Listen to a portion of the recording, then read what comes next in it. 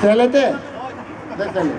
Λοιπόν, έχω να πω, αγαπητοί φίλοι, ότι ο Πανούσης είναι μέρος ενός σχεδίου συνωμοσίας.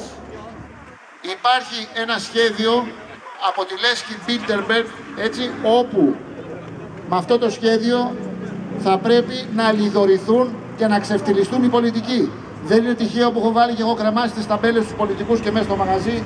Το κάνω επίτηδες, διότι πρέπει οι πολιτικοί να απαξιωθούν και να έρθουν στα πράγματα τα δικά μας τα παιδιά. Μιλάω για τα παιδιά Σαύρες, τα νέα παιδιά, τα παιδιά των τραπεζών που δεν καταλαβαίνουν, δεν κάνουν ψηφοφορίες, δεν καταλαβαίνουν σωστό να αναλάβουν τη διακυβέρνηση όχι μόνο της χώρας μας, αλλά και ολόκληρου του πλανήτη. Αυτά έχω να πω στους Πανούς, μην πηγαίνετε μέσα. Ο τύπος σας κοροϊδεύει, βγάζει πολλά λεφτά, έχει 9 σπίτια, πάει να φτάσει στον ακατανόμαστο που έχει 97. Έχει 9 σπίτια, παιδιά. Δηλαδή το εισιτήριο μαζεύει, παίζει με ποσοστά, κονομάει, χοντρά λεφτά. Δηλαδή τι να ακούτε Πάριος και αυτά. Εμείς πες τα ρε Βασίλη πόσα βγάζουμε και να δείτε, τα δηλώνουμε και στην εφορία, γιατί θέλουμε να τους μπούμε στο μάτι ότι κονομάμε. Ότι κονομάμε. Αγαπητοί φίλοι, σας ευχαριστώ πολύ. Συνέχεια εντός της αιθούσης.